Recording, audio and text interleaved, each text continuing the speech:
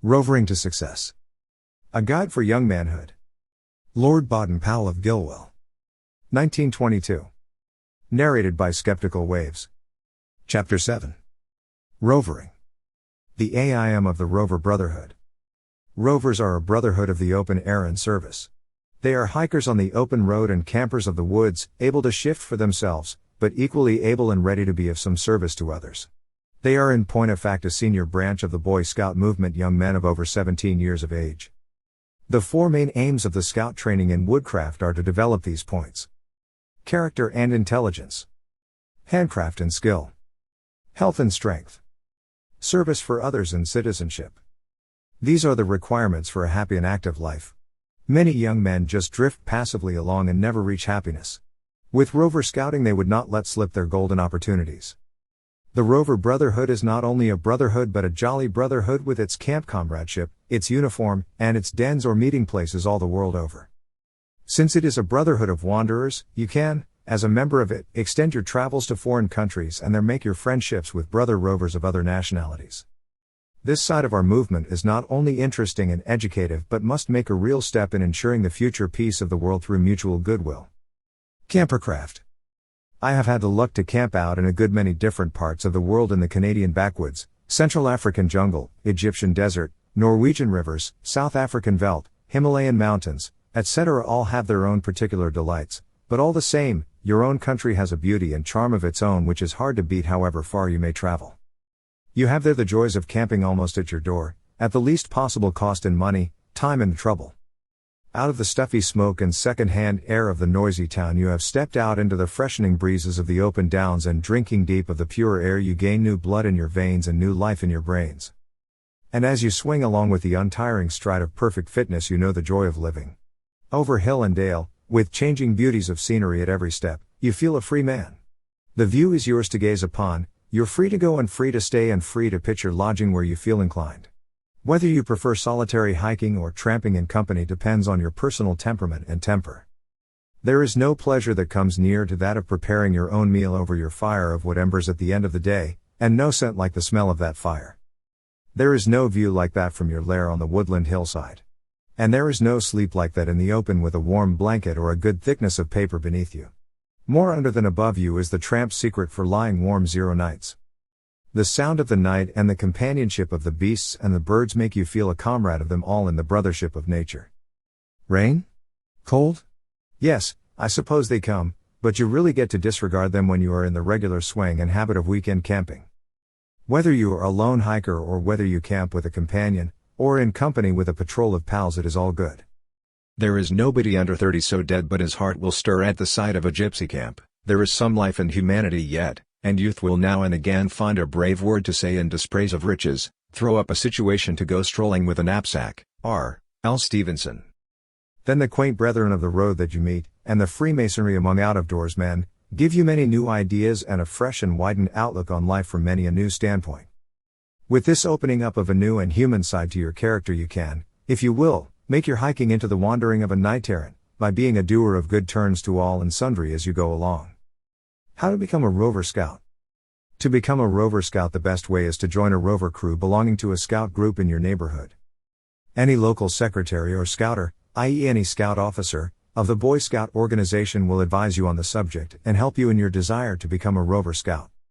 We have at our headquarters at 25, Buckingham Palace Road, London, SWI, an equipment store where you can get all you want in the way of camp or hike kit. One way to become a camper, besides being a rover, is to join the Camping Club of Great Britain. And there are corresponding clubs in most other countries. There are many camping grounds in the Scout movement. Broadstone in Ashdown Forest, Great Tower in the Lake District and Brynbach in North Wales are specially suitable for rovers. Gilwell Park in Epping Forest is the forerunner of these and the center of our Scouters training. As a Rover Scout you will have the joy of picking up the many and varied details that help you to enjoy life and camp comradeship of the Brotherhood. Among these will be tracking of men, animals, wheels, etc., and the reading of information therefrom. Fire making in the way that a tramp or Red Indian does it, and not as you would do for a jubilation on Guy Fawkes Day. A mere handful of red-hot embers will do all the cooking you need. By the way, I had letters from more than one ex-scout who during the war escaped from a German prison and managed to subsist and keep himself concealed largely thanks to what he had learned as a Boy Scout, especially in the matter of hiding his tracks and of cooking his grub over a diminutive fire. Cooking, with what the Red Indians call a chiplicorgan, or bent osier, to hold your billy over the fire, and a moquagan, or forked stick, round which you can twist dough for bread and upon the points of which you fix slabs of meat for roasting. Tent, not a canvas tabernacle, but the lightweight bivouac that is now used largely by practical campers, and can almost be carried in your pocket. Knot tying, like the use of needle and thread, is a necessary bit of knowledge for a camper. The axe, and knowing not only how to use it but how to take care of it, is another necessary adjunct. Map reading and finding your way by map, landmarks, compass, stars, direction of winds, etc., is as interesting as it is essential. The rucksack and its load teaches you how little you can do with and have to do with when hiking. Eyesight. By practice your eyesight is strengthened to a notable degree, especially if you are town-bred and have never had occasion to look more than 50 yards ahead of you. Hearing is strengthened by practice in listening to sounds by night, and sense of smell is also invaluable for finding your whereabouts or the presence of other people at night. Judging distance is an art developed by practice when hiking. Weather knowledge is invaluable to a hiker, who soon gains it by continual observation. Nature lore becomes a second nature to the outdoor man and gives him a new interest and joy in life. Camp utensils and apparatus have to be improvised, and this teaches one much handiness and resourcefulness. Woodcraft. There is a lot in the lore and tradition of the backwoods which naturally comes to be adopted by rovers. The gypsies, whether in Britain, Southern Europe or the East, all have their customs, signs and languages. The Red Indians have their picturesque tradition and ceremonial, and so too have the Arabs, the Maoris, the Zulus, the Maasai, and others, all of them interesting and worth studying, since they give romantic suggestions. I have had to do with most of these peoples, and though the Red Indian has been the most imitated, the present-day specimen is not as a rule the inspiring figure that his forefather was. Excepting the few Indians who still go trapping in the woods, the Arab, of the right kind, is the greater gentleman, the Zulu the braver warrior, the Indian gypsy the better hunter, the Maori the better sportsman, and the Australian black the better tracker. All of them have their points until they come under the deadening influence of civilization and gin. A true woodcrafter loves and adopts much of the picturesque meaning of the savage arts and crafts of all such tribes. The history and worldwide significance of totems is a study in itself, and the practical usefulness of the signs makes a universal language that is adopted and understood throughout the brotherhood of outdoor men. Be prepared. Be prepared is the motto of Scouts. I have only briefly sketched these points in camping and hiking as a general indication, because all, enjoyable and health-giving as they are only steps by which you go on towards your further aim, that is, to be prepared for manhood. Of course, if you have the good fortune to be in a newly developed or uncivilized country, they are of direct value to you. Anyway, through their practice you gain the handiness and knowledge and the self-reliance of the backwoodsman, which makes you the more efficient for your life's work in whatever direction it may lie. You gain the appreciation of the wonders and beauties of nature, and, more especially, it makes you efficient for doing service for others as a good citizen. A bad citizen is the man who only looks out for his own good. The good citizen is he who is ready to lend a hand for the community at any time. I say ready, not merely willing. Lots of people are willing, but when it comes to the point it so often happens that they have never learned how, so they are useless. The rover's business, therefore, is to learn how to be ready and how to be able to do the right thing in an emergency for the good of the rest. I will therefore give you the further steps by which the rover fits himself for this through the organized method of the Boy Scout movement. These might look a bit formal and complicated when set down in black and white, but don't be put off by that. As a matter of fact, ours is a simply four-armed fraternity of young men. Rover Organization, the Crew. For full details see Official Handbook, the Policy, Organization and Rules of the Boy Scouts Association, issued by order of the Committee of the Council of the Boy Scouts Association. The Crew aims. Rover Scouting is a brotherhood of the open air and service, the purposes of which are: 1. To continue the training in citizenship given to Cubs, Scouts, and Senior Scouts, but with a wider outlook appropriate to the age of Rovers, and 2. To encourage Rovers to make useful careers for themselves and to render service to the community. Rover Training covers the period during which the young man is finding himself, i.e., developing his character and his powers, and endeavors to help him to put into practice in a wider world the principles of the Scout promise and law. Stages. The Rover crew is divided into 2 stages as follows. 1. The probationary stage Rover Squires. 2. The training stage after investiture as Rovers. This structure of the crew is designed so as 1. To prepare a Rover Squire for his investiture and to ensure that he attains certain standards of scoutcraft. 2. To provide a program of activities for Rover Scouts. The Rover Squire, conditions of membership. Before a young man is admitted to a crew, the following conditions must be observed. 1. He must be approved by the GSM and RSL and by the crew. 2. He must either be recommended by the SM as a scout, or by the SSL or SM as a senior scout, who is trying to act up to his scout obligations, including the doing of good turns, or if not previously a scout, or senior scout, he must be willing to learn practical scouting, pursue the open-air life, and accept the way of life set forth in the Scout Promise and Law. 3. The age for admission is necessarily dependent on the physical and mental development of a boy in his progress to manhood. He must be at least 17 years of age. 4. A squire must not have attained his 22nd birthday at the date of his admission. On admission to a crew, he is known as a Rover Squire until such time as he is invested as a Rover. Rover Squire. A Rover Squire who has been a scout, or who has passed the tenderfoot test and made the Scout Promise, wears uniform as for Scout, Sea Scout, or Air Scout, as the case may be, but the shoulder knot will be green and yellow. A Rover Squire who has been a Senior Scout, wears uniform as for Senior Scout, but with green and yellow shoulder knot instead of a shoulder patch. Rovers and Rover Air Scouts. A Rover or Rover Air Scout wears uniform as for Scout, or Air Scout, as the case may be, but with the following differences. Shoulder knot. Red, yellow and green. Garter tabs. Red thumbstick. In place of staff. Trousers. Love-it, or dark blue.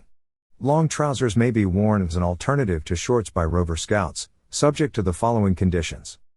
1. The trousers must conform to the shade and pattern approved by HQ. 2. All members of the Rover crew must dress alike on any given occasion, i.e. all in long trousers of the same approved shade and pattern or all in shorts. 3. Socks should be of an appropriate color to match the trousers. 4. Trousers for Rover Air Scouts will be dark blue. Deep Sea Scouts. Deep Sea Scouts Enrollment. 1. Deep Sea Scouts are those who are members of the Royal Navy, the Merchant Navy, the fishing fleets, or crews of ocean-going yachts and who have attained the age of 16, or were not possible to belong to a scout group, at the age of 15. They are registered as Deep Sea Scouts by HQ. Registration is for 1 year only and must be renewed annually. Those who have not previously been members of the movement will be invested by a port or fleet commissioner, should one be available, otherwise by any commissioner on the recommendation of the headquarters commissioner for Deep Sea Scouts. On investiture they will make the promise. Port commissioners may be appointed at the discretion of HQ in certain ports in the United Kingdom. 2. Full particulars of organization, registration, uniform, training and badges will be found in the pamphlet Deep Sea Scouts obtainable from HQ. Warrants for Scouters. The following appointments to warranted rank are made by HQ at its discretion. 1. Fleet Commissioner. 2. Port Commissioner. 2. Fleet Commissioners are appointed by, and are directly responsible to HQ. 2. A Port Commissioner receives a warrant as ADC, for Deep Sea Scouts, for the district in which he functions. Civic Service. I don't want to alarm you with a big-looking job, but this chart, see Appendix, is merely to explain to you the various directions into which you can explore, if you want to, as a Rover Scout, and these lead directly to good citizenship and service. You are not expected to do them all, but they are alternatives so that you can take up some or others which happen to suit your circumstances. Activities. Service is the practical outcome of scouting for Rovers.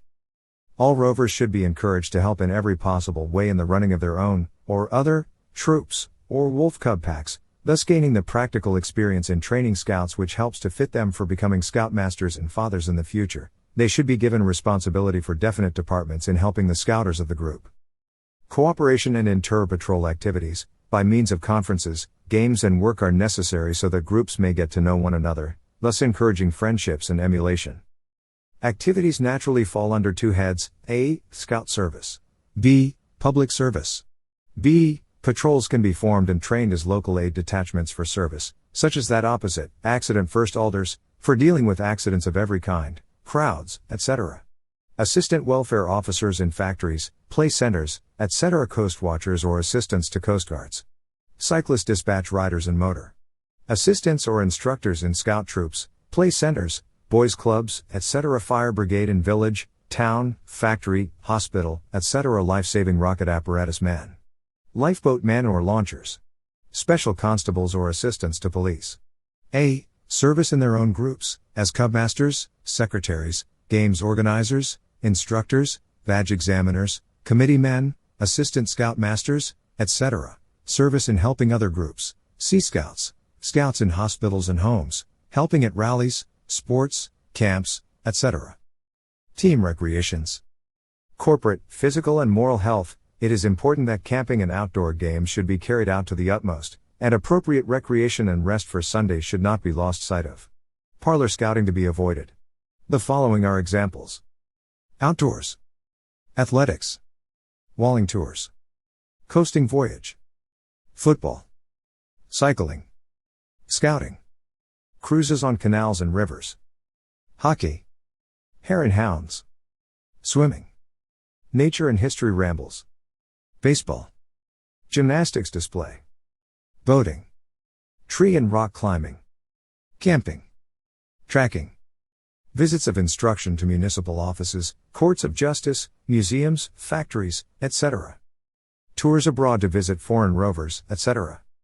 Indoors for mutual improvement, such as lectures by experts on any subject, vocational or social. Choral society. Dancing. Debating society. Dramatic troupe. Folk dancing. Indoor games. Gymnastics and free exercises.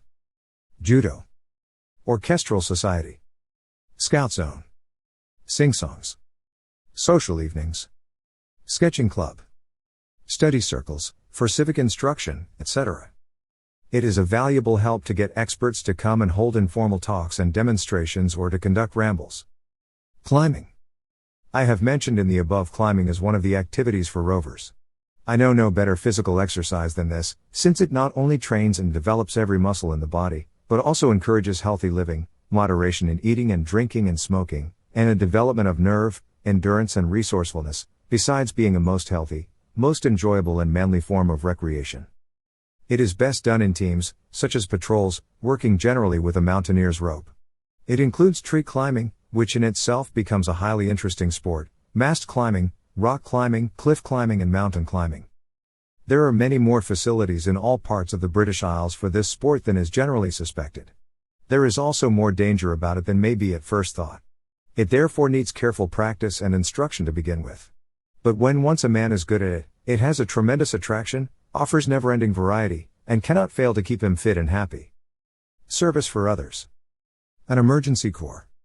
When in Copenhagen a few years ago, I was shown the organization and working of the accident brigade in that city. I believe it is a voluntary organization that exists in other parts of Denmark also, of which we have no exact counterpart in Britain. It is in the nature of the fire brigade and St. John's ambulance combined, and it offers to rovers a particularly valuable form of public service both in towns and villages. A good instance of the value and variety of its duties occurred at the time when I was visiting its headquarters in Copenhagen. A call came by telephone to say that a man had been run over by a tramcar and was badly injured. They had not been able to extricate him, and the car was partly derailed. Within a minute 3 detachments had left the headquarters for the scene of the accident in motorcars equipped with all the necessary apparatus for dealing with the situation, including a gin for hoisting the tramcar, ambulance equipment for dealing with the man, and including such details as a wire basket into which to put his remains if he were too far mangled for the ordinary stretcher to be of use. Also, there were the necessary implements and insulating gear to enable them to work safely where electric currents had to be dealt with.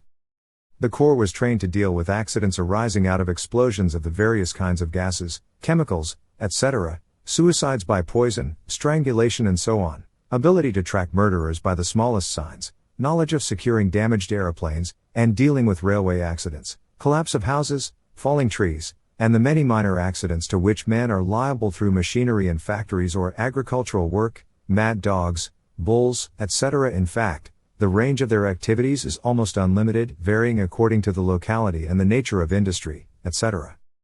But the field for work is wide, and the training for it involves various kinds of study and activities, which are not only interesting, but useful to the men who take them up. He would be a strange man who could not find amongst these varied activities one which at least would prove to be a hobby for him when once he had acquired it. A fellow with hobbies is never likely to find time hang on his hands, or to feel that life has not got some enjoyment in it.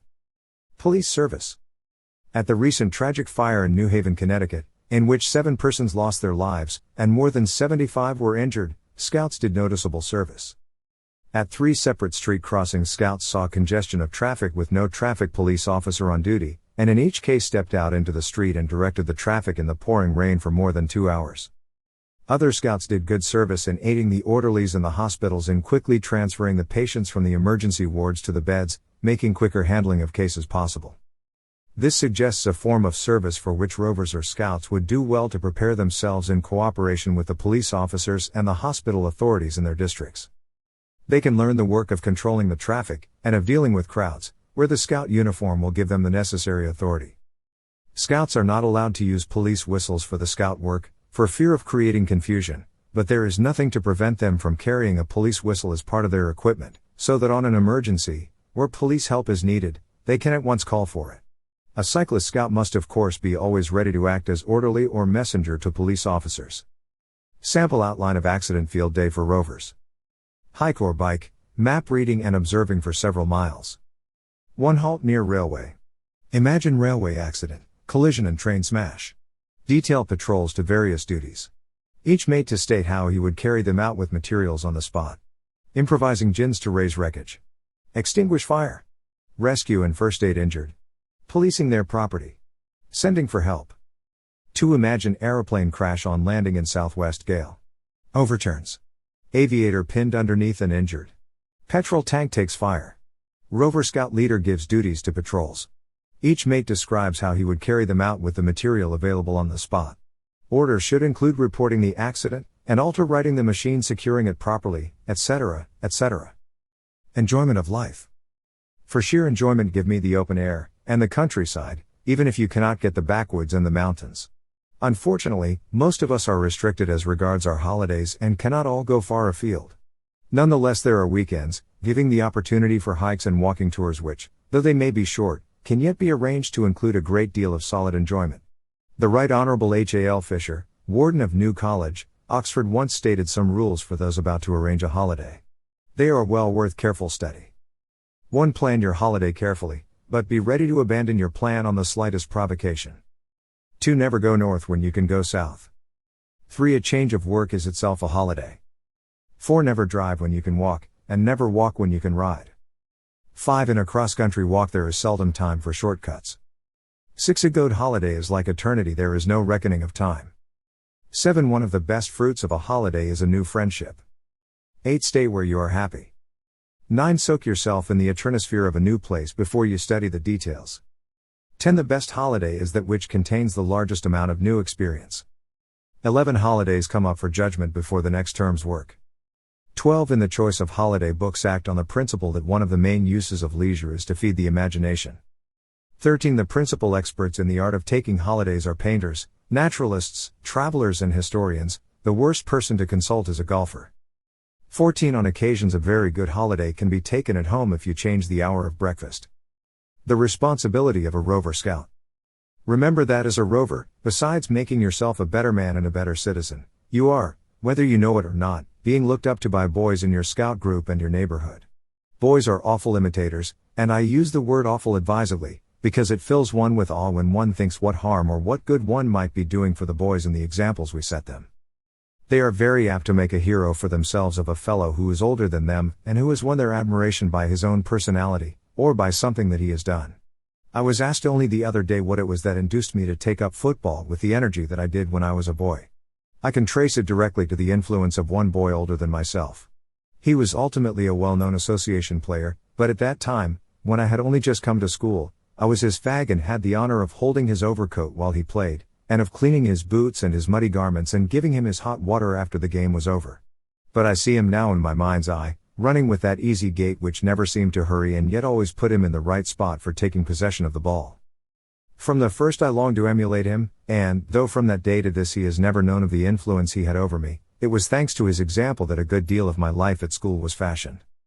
So it is that, as a Rover Scout or older boy among your younger brothers, you have a responsibility on your shoulders which at first you may not realize. You may be guiding many a boy to good or to bad according to what you do or say yourself. To be good is noble, but to teach others how to be good is nobler and much less trouble. That is what Mark Twain said, but I am doubtful about the last phrase, since the teaching is largely through personal example, so you have to be careful. Be careful, if not on your own, at least on their account.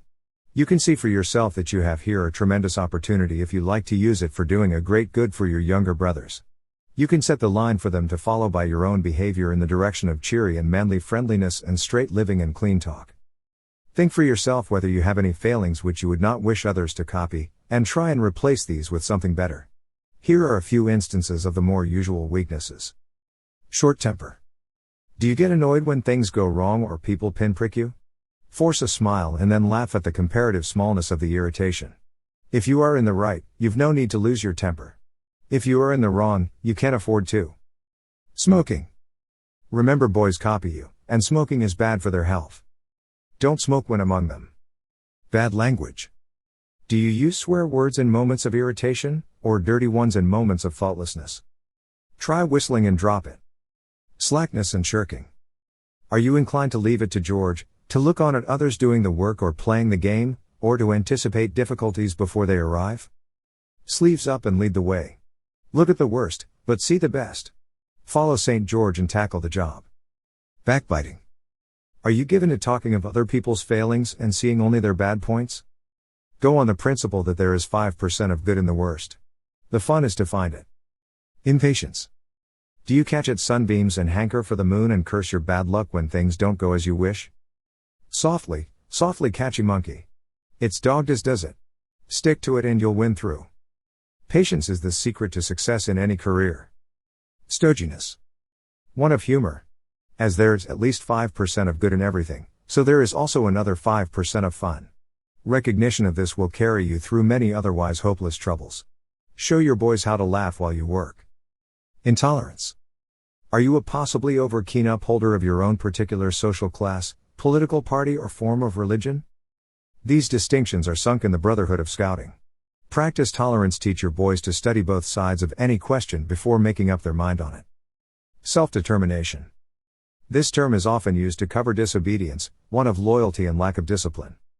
Develop responsibility and self-discipline in the free spirit of playing the game for your side, not for yourself.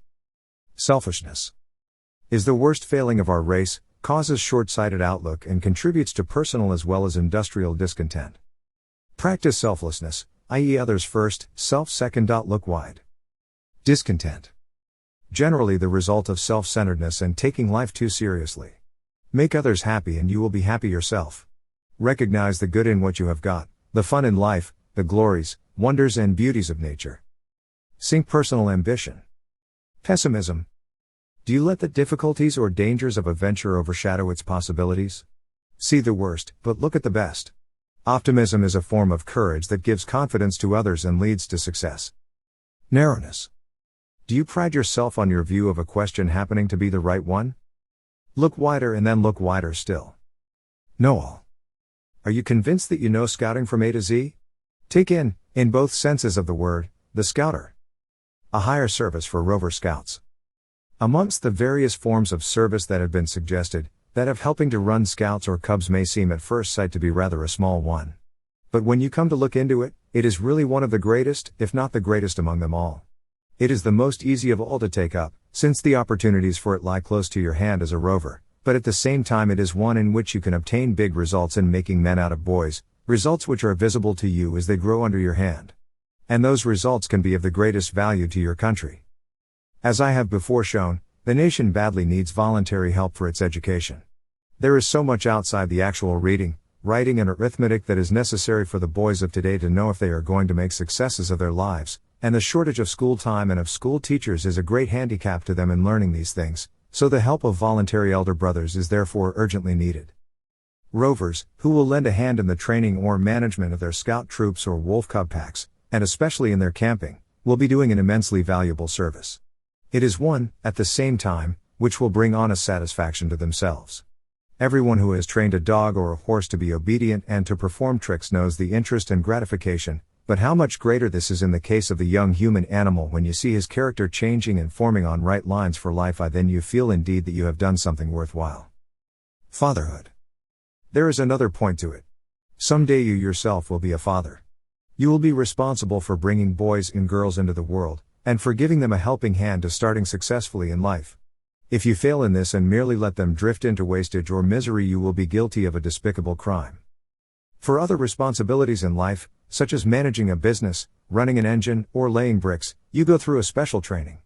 And yet for this, the greatest and most responsible of all duties, that is the fashioning of the lives and happiness of your own offspring, you do not prepare yourself in any definite way, but leave it to chance, and that is the rule of the herd. Yet what a great thing you could do them had you only the knowledge and practice of the training of the young. Through rovering, however, you can get your opportunity of actually practicing some of the best and most useful work of a father. You can give out the right aspirations, and the healthy activities that teach the boy ultimately to paddle his own canoe, and you will be in a position to warn him of the rocks that will lie in his course in his turn. A hole is only made to be mended. Now if you who read this are one who has bumped on one of the rocks already, I want to tell you that I was once voyaging across a lake in Canada, in a birch bark canoe with another fellow, when we bumped on a snag. It was not a very serious bump, but birch bark is very thin and the water began to come in through the hole, and to save ourselves we had to paddle for dear life to the nearest islet, having plugged up the hole as best we could with an old hat. It was a pretty close race. We paddled for all we were worth, and we just got there in time as our craft was sinking. We hauled her up on a flat, smooth rock, and got our gear out of her and rolled her over, bottom upwards. We then set to work to repair damages by getting some of the natural gum of some fir trees and made a little fire in which we melted it. Then, having patched the hole with some old rag and a bit of fresh bark, and the hot gum, we very soon had the boat pretty nearly as sound as ever, and before long we were on our way again, but with our eyes more acutely on the lookout this time, to avoid snags and rocks in future. Well, that is the same with you, who may have run on a rock in your time. Don't think that on that account you are done for. Hurry in before you sink and get your bark repaired. It may be hard to do, but put your back into it and you will probably succeed. Use the remedies I have suggested in the foregoing chapters according to the type of rock that you have run upon, mend your ways and resume your voyage with stout heart and a good lookout. Having once touched a snag, you will know all the better how to avoid them, and you can make your voyage just as big a success as any of the other fellows. Even if you have bumped on more than one rock, remember how General Foch, at the Battle of the Marne, in the Great War, reported to Joffre, his commander-in-chief, "My right has been thrown back, my left is in retreat, I am attacking with my center." And he won. And so can you. Your right may have been smashed, your left may be in disorder, but you still have your center. Attack with that and you'll pull through. One word more. Now I can picture to myself you who are reading this, but you are not the fellow that I want. You have already been taking an interest in your own future, and you want to know how to rove to success. So my ideas will only come on top of others that you may have already formed. Mine may corroborate yours, or they may be disappointing to you. In either case, I hope you won't feel any the less of a friend to me. But if you have already prepared yourself for your future, you're not the fellow I really want, as a reader of this book. I want the chap who has never thought for himself, or planned out his future. There must be many a fine young fellow in our nation being dragged down by bad influences around him, because he has never seen the clearer way, he has not known that by a little effort of his own he can rise above his surroundings and paddle his way to success. And that is where you come in. Will you help me to get hold of that other fellow? You must know several of him in your circle of acquaintances. If you can get him to read this book, I shall be grateful. Possibly you might even go further and hit a study circle of 3 or 4 of your friends to go through the book chapter by chapter, one for each evening, and discuss among you the questions I have suggested. I don't say that you need agree with me, but I do say that the consideration of these ideas, whether you agree with them or not, will at any rate make you think a bit about your future, though I hope it may do more than that. And if you lead others on to join in their study, you will be doing a bigger thing, you will be doing service for others. So far as those who are already members of the Scout Brotherhood are concerned, and others too for that matter, I would lay stress on the possibility and necessity of service in the ordinary surroundings of the Rover Scout's life, and point out that he must first of all try to apply his ideals in his ordinary life. This seems to me to be a better crown of scouting experience than sending the fellow on to find new special fields in which to function. In this way I hope we will consolidate the whole idea that lies behind scouting and emphasize what we really want, which is to bring the ideals of scouting into our everyday life, and thus to bring it to pass that other people are touched by its magic and helped by its ideals. For me it is 10 o'clock in the evening of life. It will soon be bedtime. For you it is 11 o'clock in the morning noontide, the best part of the day is still before you. For myself I have had a most enjoyable day of it. It has had its clouds and its showers, but it has had also its glorious sunshine. But for you, what are you going to do with your day? It can be an equally happy one if you only choose to make it so. But not if you are going to laze through it waiting for something to turn up, or are going to sleep away part of it. Wake up. Get busy. You have only the one life day to live, so make the best of every minute of it. You will sleep all the better when bedtime comes if you have been busy through the day. The fellows who have restless, sleepless nights, are those who have lazed away the sunshine. Happiness is yours if only you paddle your canoe aright. With all my heart I wish you success, and the scouts wish, good camping. Songs of a Sourdough. By Robert W. Service. They've cradled you in custom, they've primed you with their preaching, they have soaked you in convention through and through, they have put you in a showcase, you're a credit to their teaching, but can't you hear the wild? It's calling you. Let us probe the silent places, let us seek what luck betides us, let us journey to a lonely land I know, there's a whisper on the night wind, there's a star agleam to guide us, and the wild is calling. Let us go. Have you suffered, starved and triumphed, groveled down yet grasped at glory, grown bigger in the bigness of the whole? Done things just for the doing, letting babblers tell the story, seeing through the nice veneer the naked soul? Have you seen God in His splendors, heard the text that nature renders? You'll never hear it in the family pew, the simple things, the true things, the silent men who do things? Then listen to the wild, it's calling you.